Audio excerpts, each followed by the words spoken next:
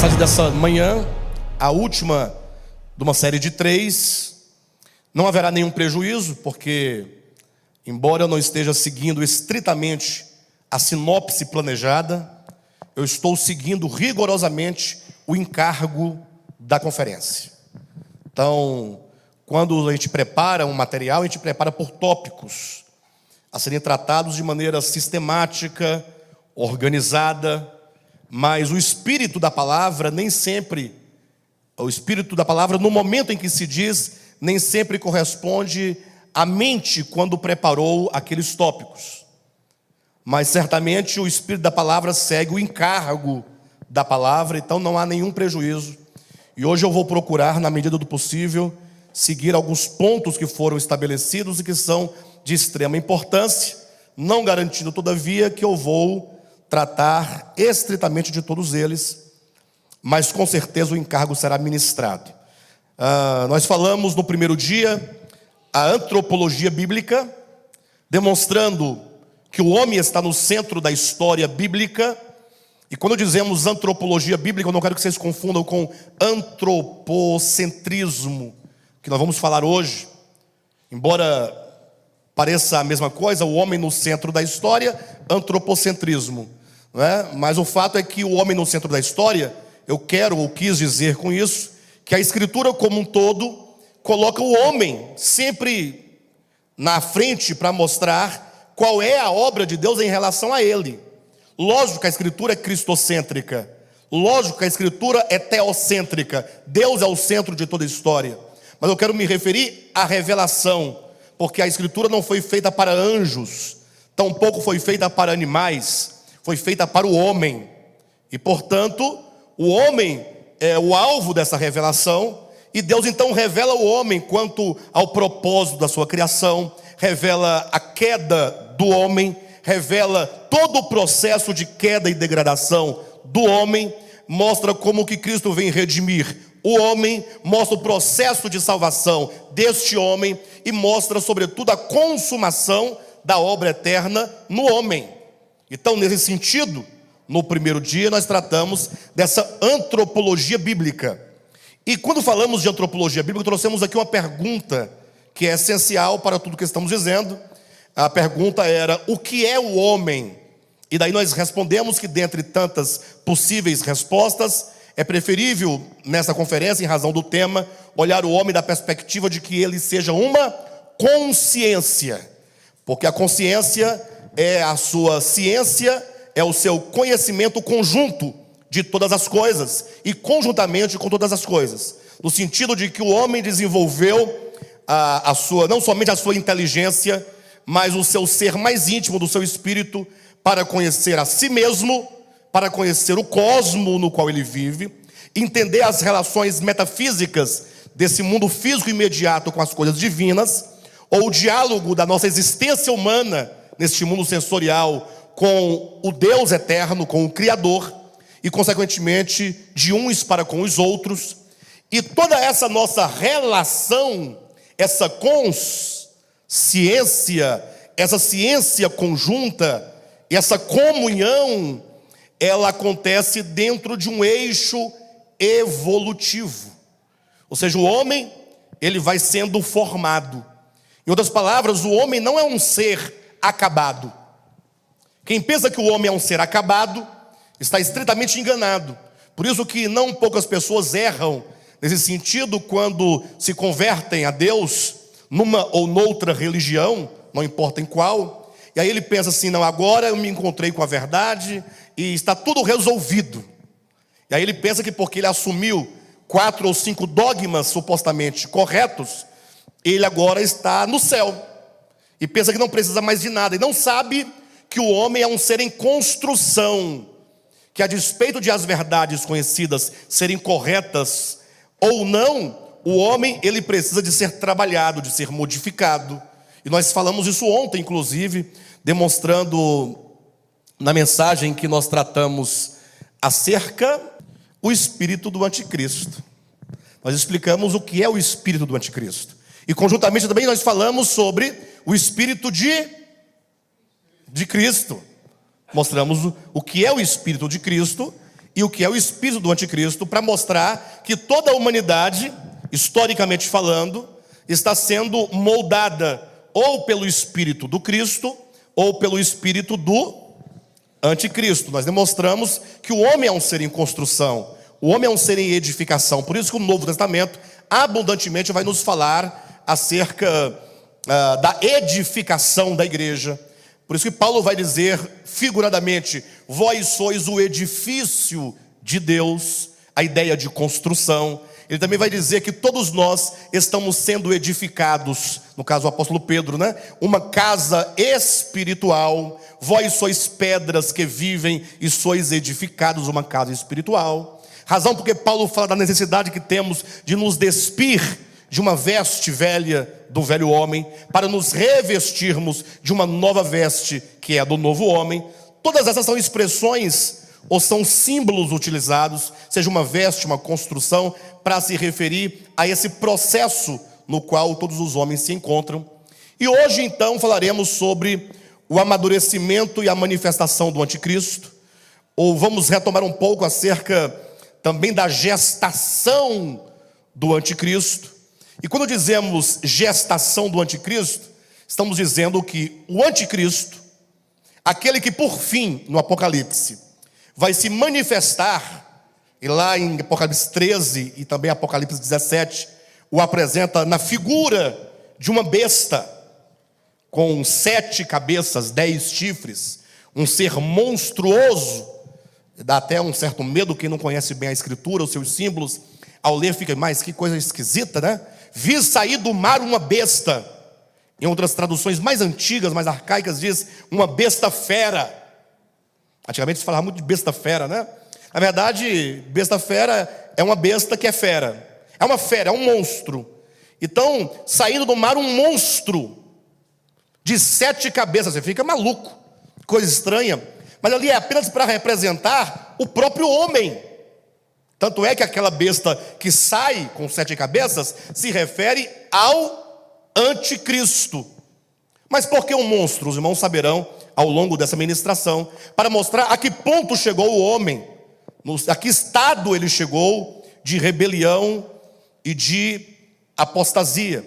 Para demonstrar então que aquela fera ou aquela besta, o anticristo, ele começou a ser gestado lá, tratando da história humana, desde lá de Babel em diante, de Babel a grande Babilônia. Nós queremos fazer essa demonstração, e para tanto eu preciso levar os irmãos para alguns textos. Eu vou definir, até para me restringir, a Gênesis capítulo 10 e 11. Eu não sei se os irmãos vão poder acompanhar a leitura, que eu vou fazer menção de todos eles, mas não lerei nenhum. Mas vocês anotem e leiam em casa. Gênesis capítulo 10, versículo 10 e 11, ou Gênesis capítulos 10 e 11, Daniel capítulo 1 e Daniel capítulos 2 e 3.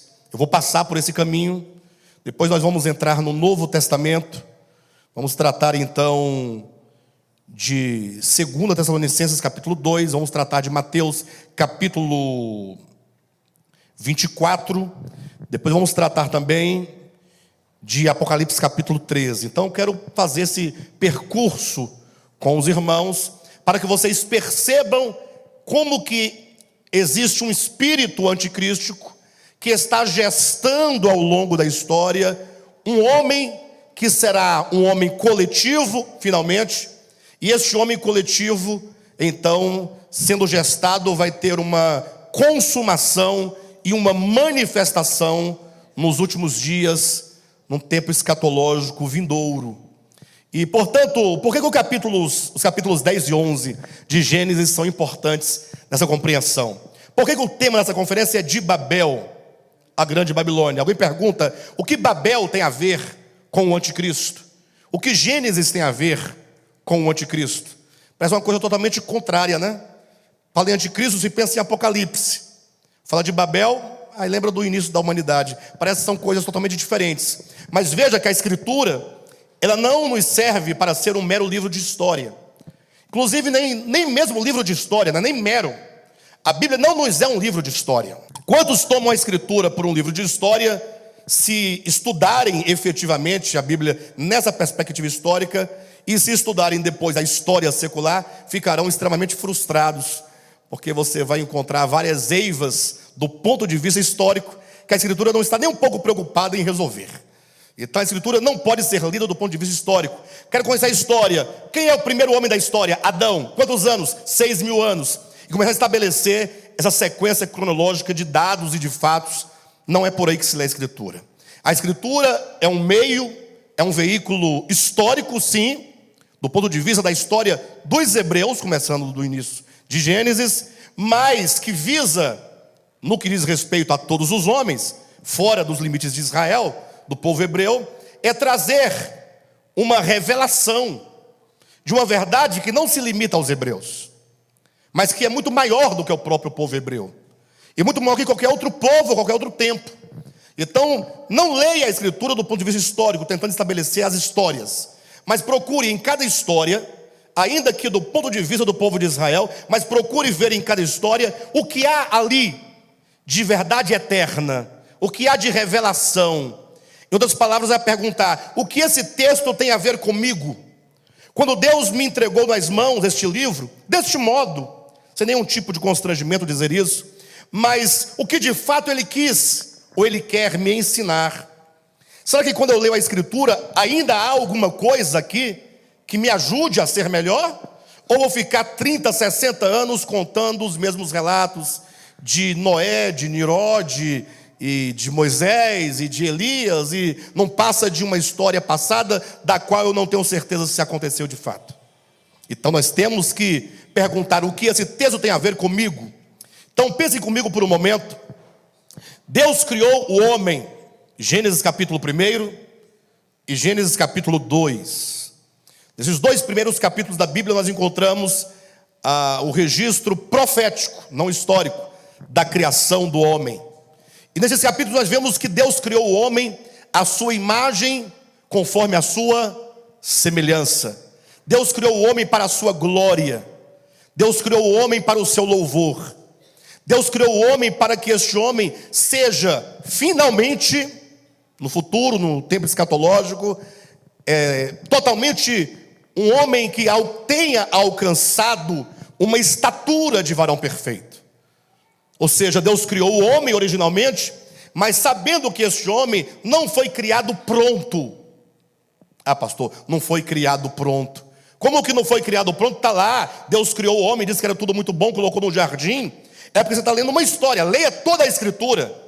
Ora, se em Gênesis capítulo 1 e capítulo 2 diz que o homem foi criado à imagem e semelhança de Deus, eu encontro posteriormente, nós citamos ontem, como por exemplo Romanos 8, 29, que o homem ele foi predestinado. Esse predestinado é mesmo antes da própria criação original do homem, para ser conforme a imagem do Filho de Deus. Então o homem é criado dentro de um projeto que o lança para um tempo futuro, no qual ele terá alcançado o que Paulo diz em Efésios capítulo 4, de a estatura de varão perfeito, a plena estatura de Cristo. Então, é nesse caminho. Capítulo 1 e 2 de Gênesis fala que Deus criou o homem para este propósito. Ocorre que no capítulo 3 de Gênesis, e capítulo 3 e capítulo 4, 5, 6, até o 9, nós vemos o homem que, tendo sido criado para a glória de Deus, para o propósito de Deus, ele caiu. Vem o problema da queda. Gênesis 3, a queda. Capítulo 4, nós temos Caim, que se afasta e se retira da presença de Deus. E nós temos depois no capítulo 6, toda a humanidade de então, numa condição de extrema violência, quando acontece o dilúvio, no capítulos 7 e 8 e 9 de Gênesis. Ou seja, o homem criado para o louvor cai num processo de queda. E aqui nós temos que pensar a queda, quero que os irmãos relembrem, não enquanto árvore, fruto e cobra, mas queda enquanto um processo psíquico, espiritual, ou psicossomático, né? Ou melhor, pneuma psicossomático, espírito, para quem ficou ruim, né? Espírito, alma e corpo. Vamos ficar somente no espírito e na psique, na mente humana. O homem, ele começa um processo de queda. Queda é processo. Queda não é você estar aqui, olhou para uma árvore, Deus falou para não comer, eu vou comer. Come escondido, pronto, agora desgraçou o mundo. Não, isso é uma tolice muito grande achar que as coisas são tão simplórias deste modo. Sim, é a linguagem que Moisés usa, mas ali é uma linguagem metafórica, uma linguagem mítica, que traz, e só pode ser entendida por meio de toda a Escritura, a verdade de que o homem, ele, por causa do conhecimento, ele começa a se engrandecer. Ele cai na bobagem da sua ilusão. É uma tolice que o leva a pensar que porque ele é maior, de que todos os animais infra-humanos, ou todos os seres infra-humanos abaixo dele, ele agora pode viver sem Deus. Começa esse processo de ignorância, de ilusão, e a partir de Adão, uma decisão de viver por meio do conhecimento. Esse é o primeiro nível, o primeiro passo da queda. Mas veio Caim, posteriormente, e dá mais um passo na queda. Porque Caim não somente estava na mesma ilusão e ignorância de Adão, mas é dito que Caim se retira da presença de Deus e vai habitar numa terra distante chamada Nod. Então nós vemos aqui processos graduais da queda. Primeiro, a ilusão de pensar e decidir viver por si mesmo, sem Deus, em Adão. Depois Caim dá o passo seguinte de se retirar da presença de Deus. Porque ele se retira, nesse segundo passo, toda aquela geração começa a se encher de violência. Gênesis 6 fala que a terra se encheu de violência. E estava um caos quando sobreveio o dilúvio, como consequência natural do próprio pecado e do próprio afastamento do homem da vida, da fonte da vida. Daí então Deus preserva Noé e a sua família, e saindo após o dilúvio, aquelas 8 pessoas, capítulo 9 de Gênesis, começa uma repovoação da terra. E aqui nós nos situamos no primeiro ponto, porque vem após o dilúvio uma geração, podemos chamar de uma geração pós-diluviana, e ela vai crescendo, porque saiu Noé, sua mulher, 3 filhos, 3 noras, as noras de Noé, e eles começam a se multiplicar e a encher novamente a terra de pessoas.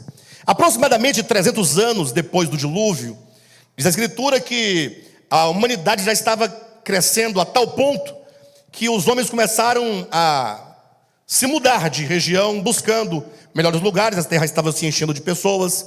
Lógico, a terra habitável da época, não é todo o planeta. Mas o fato é que acontece neste momento um levantamento de um homem chamado Nirod. Nirod será o terceiro nome nessa sequência: Adão, Caim, Nirod. Um terceiro nome que estabelecerá o terceiro nível nesse processo de queda. Se Adão se iludiu e decidiu viver por si mesmo, Caim deu sequência retirando-se da presença do Senhor, Nirod será aquele que, além de estar iludido e decidir e se retirar, ele agora vai afrontar o Altíssimo. Tanto é que Nirod vai aparecer no capítulo 10 de Gênesis como sendo um valente caçador diante de Deus. A primeira leitura que se faz desse texto, a primeira impressão que nós temos é que Nirod era um homem valente. Isso é positivo ou negativo? Positivo, valente. Ora, um valente caçador diante do Senhor é que ele ia na presença de Deus, lutando e ganhando e vencendo. Mas se lido esse texto no grego, ou melhor, no hebraico, a ideia das palavras que se traduz ali é exatamente que ele era um valente caçador que se punha na ponta dos seus pés, encarando a Deus face a face e entesando o seu arco, apontando-o contra Deus, com uma ameaça de feri-lo e de matá-lo. Seria mais ou menos que depois do dilúvio, imagine você, para sempre salvo. Você acreditou nisso, colocou no coração, leu 10 ou 15 versículos que confirmam essa ideia. Falou assim: pronto, então acabou, tá tudo resolvido na minha vida. Não, tem nada resolvido. Não confunda as coisas. É verdade que a salvação de Deus pertence a Ele, Não duvido absolutamente da soberania divina. Eu estou falando o porquê e o motivo de Gênesis e Apocalipse estarem eles repletos de apelos divinos a você, dizendo: sede perseverante até o fim. Dizendo: se alguém quiser vir após mim, negue-se a si mesmo, tome sua cruz e siga-me. São apelos que dizem: vocês precisam agir e reagir positivamente ao meu chamamento. Vemos apelo como o de Paulo, dizendo: tomai posse da vida eterna. Dizendo: desenvolvei a vossa salvação com temor e tremor. Confirmai a vossa vocação. São uma série de textos dizendo que nós precisamos ser cristãos proativos quanto à nossa salvação. E aí ficamos sentados, uma vida cristã obesa, uma vida cristã em que pensamos que já sabemos tudo, já conhecemos tudo, Cristo já fez tudo, ninguém faz mais nada, crentes inoperantes, uma fé mirrada, nos damos aos nossos trabalhos o que é lícito fazer, nos damos ao nosso lazer o que é lícito fazer, nos damos a todos os tipos de projetos meramente humanos e passamos a ter uma vida estagnada. Aí justificamos que não sabemos mais orar, porque a igreja me desaprendeu a orar, graças a Deus, que estava errada aquela oração sua. Mas também não queremos saber o significado de orar sem cessar também. Jejuar é coisa da lei, do passado, também para que essas coisas? Congregar piorou. Aí ficamos aquele crente velho, tipo aquele personagem do Antigo Testamento, tipo Eli, gordo, sentado numa cadeira de balanço, tomando vinho, bêbado. E o povo de Israel na batalha, o povo de Deus na batalha. E aí ficamos: pastor, estou fraco. Mas é lógico que você está fraco. A sua mente ela perdeu o foco. Porque encontrar-se com a verdade, compreender a verdade orgânica, não é você ignorar os valores espirituais.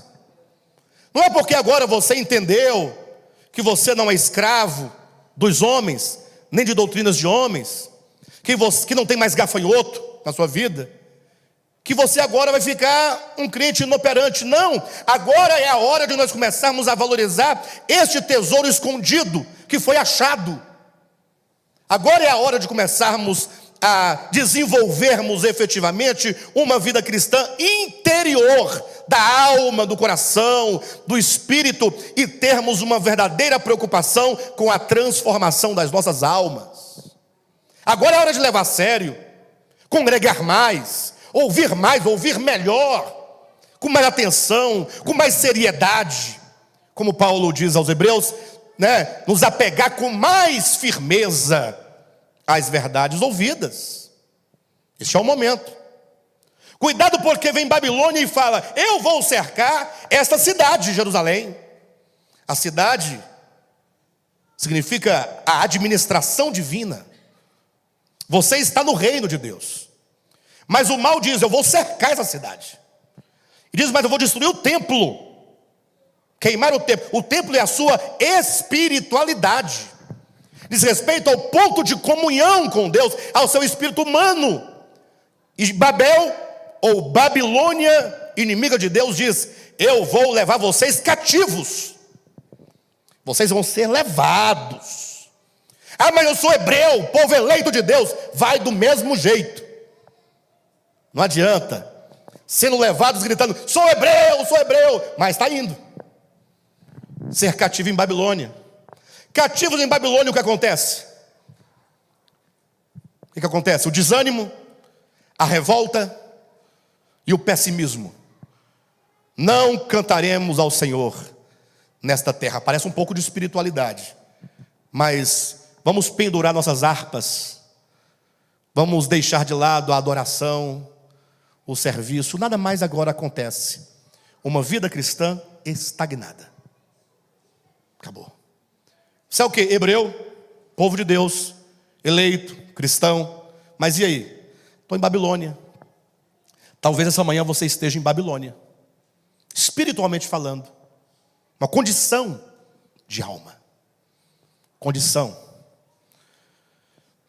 Babilônia tem muito celular, viu, irmãos? Não deixa os hebreus ouvirem a palavra. Fica lá só no zap zap. E quando se está em Babilônia, o projeto de Nimrod continua em execução. Qual foi a ideia de Nabucodonosor em relação aos hebreus?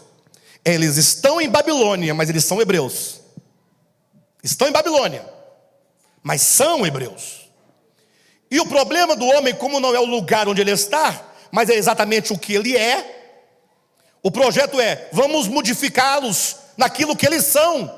Vamos modificar a sua consciência. Vamos modificar o seu ser do ponto de vista do seu psiquismo, da sua compreensão, da sua consciência em relação ao que eles são em Deus, para Deus, e a sua missão no mundo.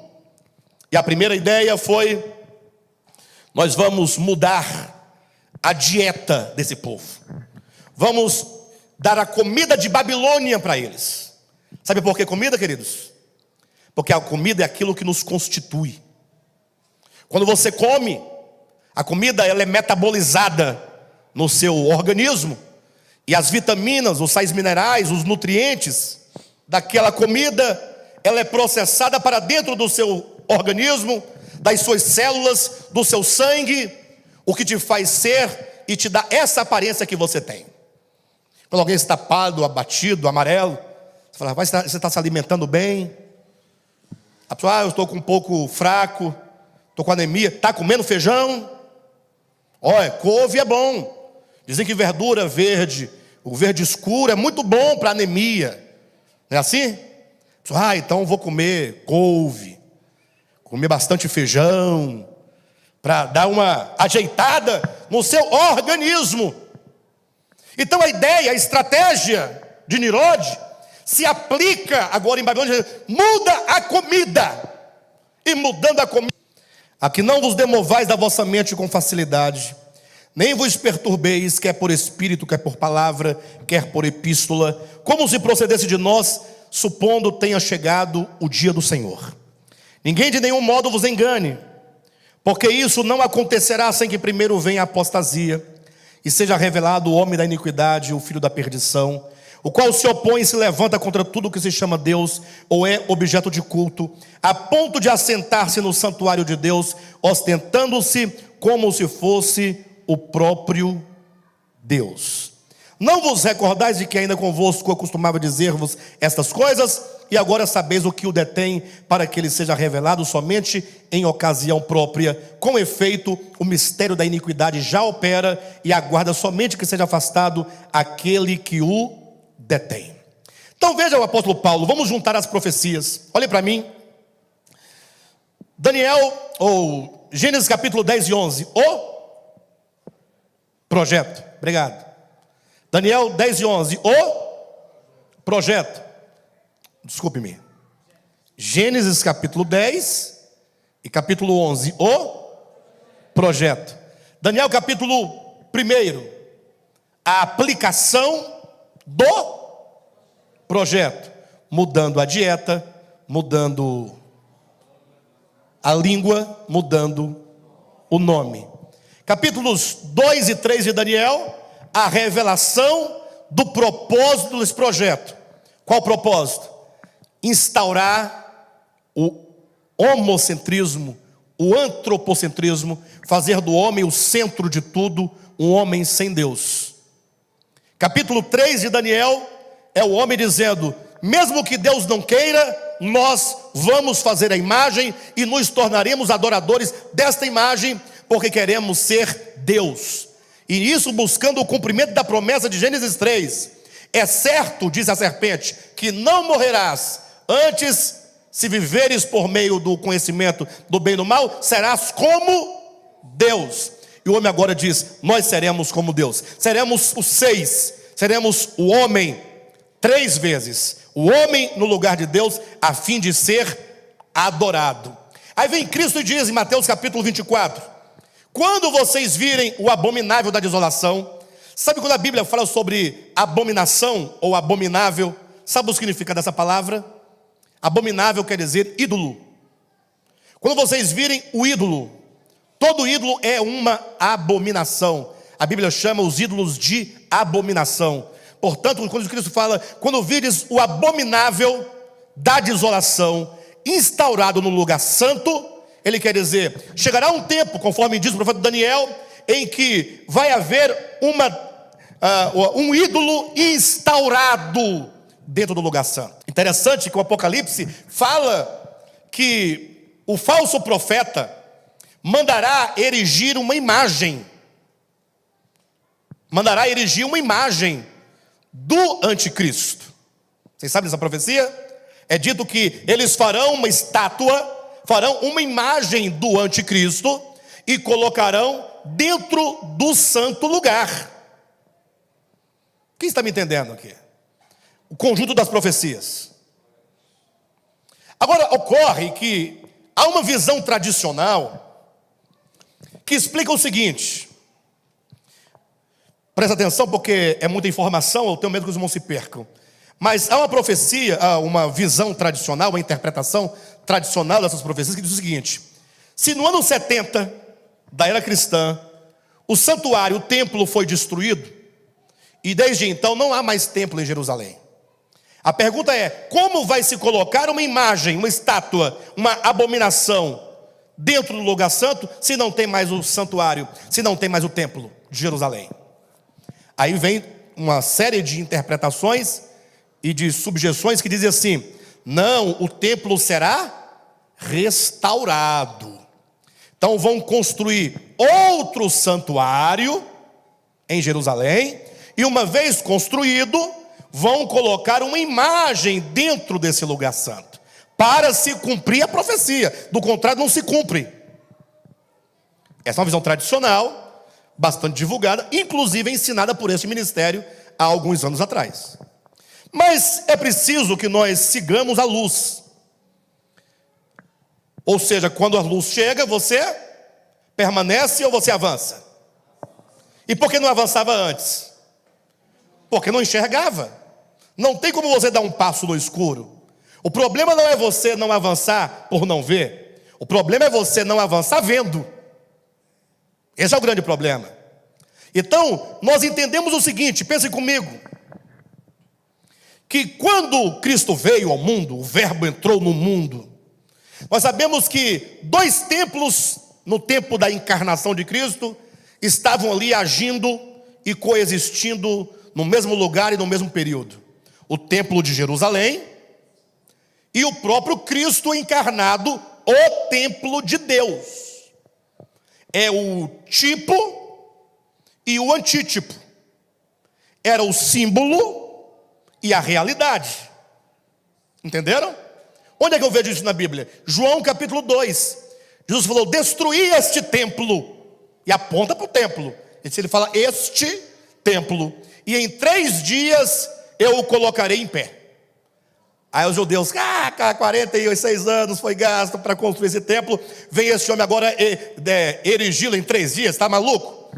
Aí o versículo 20 do capítulo 2 diz, eles porém não entendiam. Ou melhor, diz que depois da ressurreição, os discípulos entenderam que Jesus se referia ao santuário, ao templo que é o seu corpo. Então eu tenho claramente o templo e o templo, o símbolo e a realidade, a sombra e a realidade. Então quando Cristo vem, ele agora toma o lugar daquele templo físico. A sombra ainda permanece por enquanto, até a morte de Cristo. Quando Cristo diz está consumado, todas as sombras desaparecem. E só passa a prevalecer daí para frente a realidade. Não há mais sombras a partir da ressurreição de Cristo. De modo que agora o templo que existe depois da ressurreição de Cristo é um templo vivo, feito de pedras vivas. Cristo, a pedra fundamental, a pedra de esquina, a pedra de remate, e todos nós como pedras que vivem, formando aqui esse grande edifício de Deus, uma casa espiritual. Não há mais santuário feito por mãos humanas que prevaleça com o nome de templo de Deus, senão o templo vivo que somos nós, no Novo Testamento. De modo que Estevão, no capítulo 7 de Atos, diz categoricamente a razão que o levou à sua morte, dizendo: Deus não habita em santuários feitos por mãos humanas.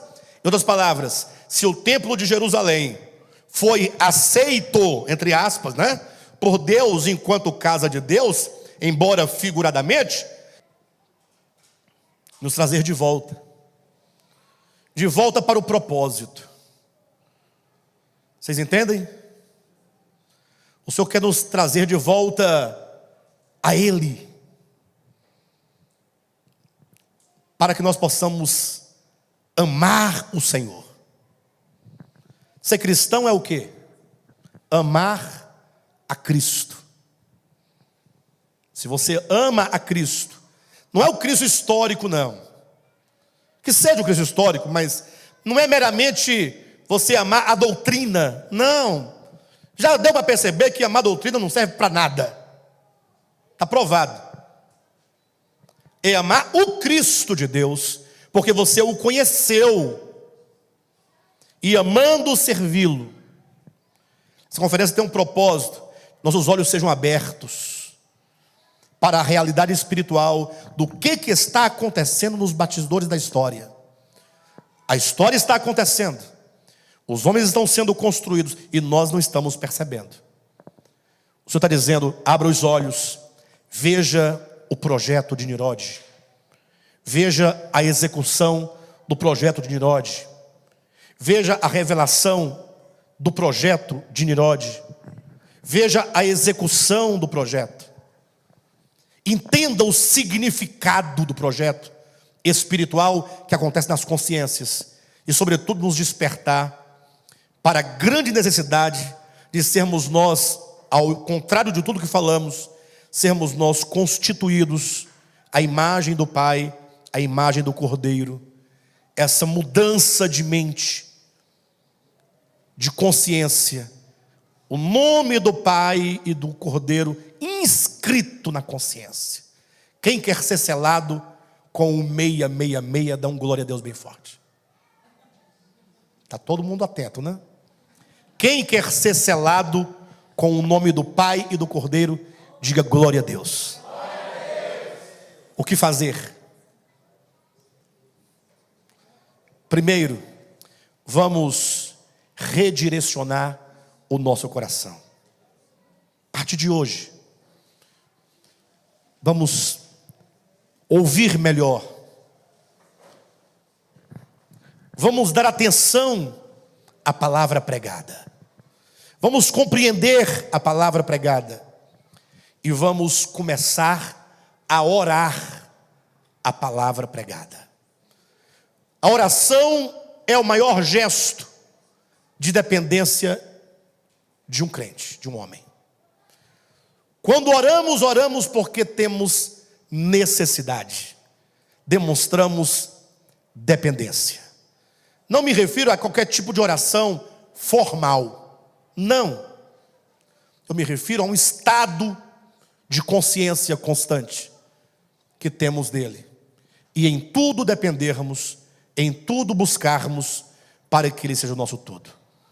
E ser uma igreja local, aqui em Goiânia, forte. Deixar de lado as contendas, a inimizade, a divisão, o falatório, a impressão, porque tudo isso pertence ao anticristo.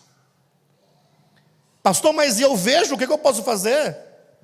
Ao invés de você ver algo e desenvolver inimizade, ou má impressão, ou peso de consciência, comece a assumir o Espírito de Cristo. Primeiro, interceda pelo seu irmão. Seu irmão está caído, está com dificuldade, está errado. O seu papel cristão em amor é orar por ele. Porque fala de amar. Não sei se você vai cantar a música agora há pouco novamente. Fala de amar.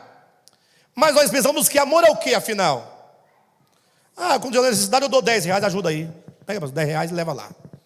Não, amar é quando você vê o seu irmão em dificuldade e você, porque ama, não ser capaz de pisar no pescoço dele. Fala, não, vou te dar a mão.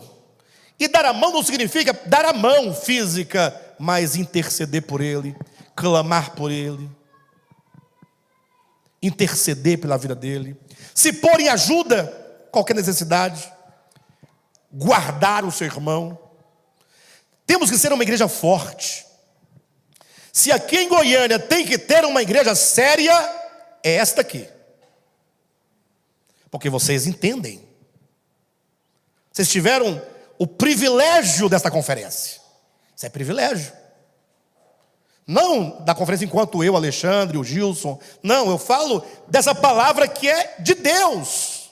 Chegou a nós. Somos nós todos privilegiados. Temos o dever de darmos as mãos e levarmos a sério o nosso chamamento e essa visão. Vamos juntos. E vamos ser construtores do novo homem. Vamos ser edificadores do edifício de Deus. E tudo o que fizermos, que seja em ações de graças, que seja em submissão uns aos outros, que seja com salmos, com cânticos espirituais, para a glória de Deus. Amém?